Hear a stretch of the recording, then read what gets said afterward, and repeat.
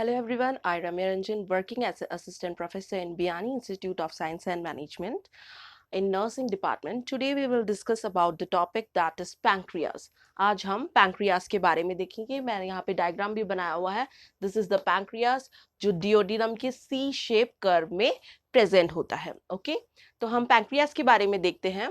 तो pancreas is a pale grey gland. जो pancreas होता है वो कैसा होता है, एक पेल कलर का होता है और ये ग्रे कलर का ग्लैंड होता है. ठीक है, वेइंग अबाउट 60 ग्राम्स और इसका वेट जो है पैंक्रियास का अप्रॉक्सीमेटली कितना होता है, 60 ग्राम्स में होता है. और इसकी अगर हम लंबाई देखेंगे तो which will be 12 to 15 centimetre long होता है pancreas approximately. Okay, consist of broad head.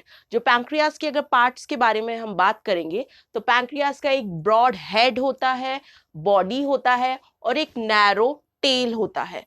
Pancreas में ब्रॉड हेड होता है जो कि सी शेप कर्व, डिओडिनम के सी शेप कर्व में प्रेजेंट होता है. और उसके बाद जो बॉडी होता है पैंक्रियास का वो बिहाइंड द स्टमक. ये जो बॉडी वाला पार्ट है ये कहाँ पे होगा, स्टमक के पीछे की तरफ से होते हुए जा रहा है. और जो नैरो टेल जो देख रहे हैं, this is the narrow tail of the pancreas. जो टेल होता है lies in front of the left kidney. कहाँ पे होगा ये, किडनी, लेफ्ट किडनी के जस्ट आगे की तरफ. और ये कहाँ तक पहुंचता है, जस्ट रीचेस द स्प्लीन. यानी इस लेफ्ट किडनी के फ्रंट की तरफ होते हुए ये स्प्लीन तक पहुंचता है. तो this is about the structure. यानी कि इसका पैंक्रियास में बॉडी होता है और हेड होता है, बॉडी होता है और एक टेल होता है. ओके, अब पैंक्रियास जो ग्लैंड होता है वो both endocrine plus exocrine gland होता है. ओके, एंडोक्राइन ग्लैंड यानी कि जिसमें डक्ट्स प्रेजेंट होते हैं. एंडोक्राइन ग्लैंड कौन से होते हैं, सॉरी एक्सोक्राइन ग्लैंड कौन से होते हैं, जिसमें डक्ट्स प्रेजेंट होते हैं. वाइल एंडोक्राइन ग्लैंड, ये आपका पूरा चैप्टर है एंडोक्राइन ग्लैंड का भी. ओके, तो वो डक्ट लेस ग्लैंड होते हैं. एक्सोक्राइन ग्लैंड जो होते हैं उनमें डक्ट्स प्रेजेंट होते हैं. यानी वो ग्लैंड्स अपने सीक्रेशंस कहाँ पे डालेंगे, डक्ट्स में डालेंगे. और वो फिर जहां भी डक्ट्स ओपन होते हैं वहां पे चले जाते हैं, पोर हो जाते हैं. हमने एलिमेंट्री कैनाल में जैसे कि सलाइवरी ग्लैंड्स पढ़ा था, वो भी कौन सा ग्लैंड है, एक्सोक्राइन ग्लैंड है. बिकॉज वहां पे क्या है, क्या बोलते हैं, डक्ट्स प्रेजेंट होते हैं जो अपने सीक्रेशन जो माउथ में पोर करते हैं. तो ये एंडोक्राइन ग्लैंड्स, एक्सोक्राइन ग्लैंड्स जो होते हैं वो अपने सीक्रेशन डक्ट्स के थ्रू पोर करते हैं वो जहां भी जा रहे हैं. ठीक है ना. वाइल जो हम अगर एंडोक्राइन ग्लैंड्स के बारे में अगर बात करें तो एंडोक्राइन ग्लैंड्स जो होते हैं वो डक्ट लेस ग्लैंड होते हैं. यानी उसमें डक्ट्स प्रेजेंट नहीं होते. वो ग्लैंड्स अपने सीक्रेशन किस में डालेंगे, डायरेक्टली ब्लड में डालेंगे. ओके, तो हम सबसे पहले पैंक्रियास का एक्सोक्राइन पार्ट पढ़ेंगे. ओके, एक्सोक्राइन पार्ट में लार्ज नंबर ऑफ लॉब्यूल्स. पैंक्रिया में छोटे छोटे छोटे छोटे छोटे लार्ज नंबर ऑफ इस तरीके से लॉब्यूल्स बने हुए होंगे, छोटे छोटे. ठीक है, और ये लॉब्यूल्स किससे बने हुए हैं, ट्यूबुलर एल्वोलार ग्लैंड्स होते हैं. ठीक है ना, ये लॉब्यूल्स जो होते हैं वो ट्यूबुलर एल्वोलार ग्लैंड्स से बने हुए होते हैं. और वो क्या है, सीक्रेटरी सेल्स प्रेजेंट होते हैं उसमें. ठीक है, उनमें सीक्रेटरी सेल्स सीक्रेट करते हैं. और सीक्रेटरी सेल्स क्या सीक्रेट करेंगे, क्योंकि हम यहाँ पे पैंक्रियास के बारे में बात कर रहे हैं तो ये सेल्स क्या सीक्रेट करेंगे, पैंक्रियाटिक जूसेस. मैंने आपको एक वीडियो में बताया है कि पैंक्रियाटिक जूसेस के क्या क्या फंक्शन होते हैं. ठीक है, तो वो each lobules is drain by tiny duct.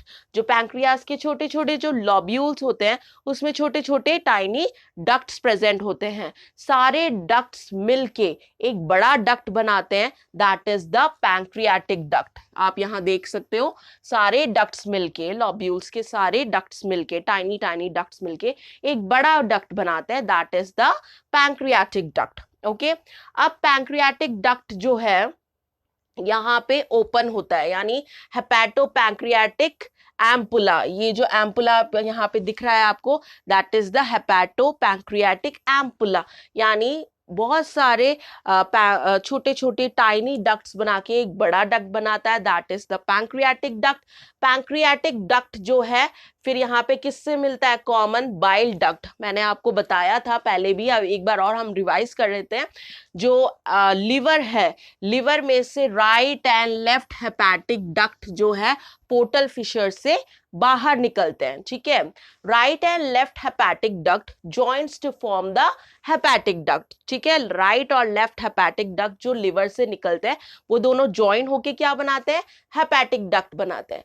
फिर हेपेटिक डक्ट जो है इस तरीके से कर्व होके कौन सा डक्ट बना रहा है, सिस्टिक डक्ट बनाता है, ठीक है। सिस्टिक डक्ट जो है वो गॉल ब्लैडर से मिलता है। नाउ सिस्टिक डक्ट और हेपेटिक डक्ट दोनों ज्वाइन होके एक कॉमन बाइल डक्ट बना रहा है। ये कॉमन बाइल डक्ट और पैंक्रियाटिक डक्ट दोनों कहां पे ओपन हो रहा है, हेपेटो पैंक्रियाटिक एम्पुला में। और hepato pancreatic ampulla is guarded by a sphincter which is known as hepato pancreatic sphincter या फिर स्पिंस्टर ऑफ ओडाई। एक वीडियो लेक्चर में मैंने आपको ये सारा समझाया है, स्मॉल इंटेस्टाइन का हमने पढ़ा था, उसमें सारा समझाया है। तो एक बार और देख लो, जब फूड जो है एसिड जो काइम जो होता है वो डिओडिनम में जैसे ही आता है, टू हार्मोन सीक्रेट होता है, that is secretin and cholecystokinin. जैसे ही ये दो हार्मोन सीक्रेट होंगे, यहाँ से हेपेटो पैंक्रियाटिक स्पिंस्टर जो होता है वो ओपन हो जाता है और गॉल ब्लैडर से बाइल और पैंक्रियाटिक डक्ट से पैंक्रियाटिक जूस जो है वो किस में रिलीज हो जाएगा, डिओडिनम के अंदर रिलीज हो जाएगा। और वो जो काइम है उसको बहुत ही अच्छे से उसके साथ मिक्सअप हो जाएगा और फूड का जो है डाइजेशन, जैसे कि digestion of carbohydrates, fat and protein, ये तीनों यहाँ पे ही चालू हो जाएगा। तो वही है, जैसे ही सीक्रेटिन एंड सीसी के रिलीज होता है, यहाँ से जो गॉल ब्लैडर है, गॉल ब्लैडर का वॉल्स भी क्या हो जाएंगे, कॉन्ट्रैक्ट हो जाएंगे। गॉल ब्लैडर की जो इनरमोस्ट लाइनिंग है उसमें म्यूकस मेम्ब्रेन की जो लाइनिंग है वो भी क्या बनाते हैं, र्यूगेज बनाते हैं, ठीक है, जो परमानेंट फोल्डिंग नहीं होते। जैसे ही गॉल ब्लैडर्स के अंदर बाइल जो लिवर के अंदर जो बाइल सीक्रेट होता है वो स्टोर किस में होगा, गॉल ब्लैडर में स्टोर होगा। गॉल ब्लैडर में जैसे ही वो आ जाता है बाइल, कहाँ से आएगा, right and left hepatic duct से होते हुए हेपेटिक डक्ट में आके फिर वो सिस्टिक डक्ट से होते हुए वो गॉल ब्लैडर में आ जाता है और वहां पे स्टोर हो जाता है। फिर जैसे ही यहाँ पे फूड आएगा, to hormone secretin and CC के रिलीज होगा, तब वो गॉल ब्लैडर को कॉन्ट्रैक्ट करेगा, गॉल ब्लैडर के वॉल्स को कॉन्ट्रैक्ट करेगा और बाइल वहां से जो है ये डिओडिनम में आ जाएंगे और साथ में ही पैंक्रियाटिक जूस भी पैंक्रियाटिक डक्ट से आ जाते हैं। तो this is all about the exocrine pancreas. उसका फंक्शन क्या है, to produce pancreatic juice containing enzymes, ठीक है। पैंक्रियाटिक जो एक्सोक्राइन पैंक्रिया है उसका फंक्शन है क्या है, पैंक्रियाटिक जूस को प्रोड्यूस करना। और पैंक्रियाटिक जूस में क्या प्रेजेंट होते हैं, एंजाइम्स प्रेजेंट होते हैं जो कि डाइजेशन करते हैं कार्बोहाइड्रेट्स, प्रोटीन्स एंड फैट्स का डाइजेशन होता है उसके अलावा जब पैरासिम्पैथेटिक स्टिमुलेशन होता है तब ये सीक्रेशन जो होता है इंक्रीज हो जाता है हमारे बॉडी में। अगर पैंक्रियाटिक जूसेस की जरूरत है और ज्यादा तो कौन से स्टिमुलेशन होंगे, पैरासिम्पैथेटिक स्टिमुलेशन। और अगर इन सीक्रेशंस को कम करना है, पैंक्रियाटिक जूस के लेवल को कम करना है, तो कौन सा स्टिमुलेशन होगा, सिंपैथेटिक स्टिमुलेशन, जो सीक्रेशंस को डिक्रीज करते हैं। तो इस तरीके से होता है पैंक्रियाटिक जूस का रिलीज, ठीक है।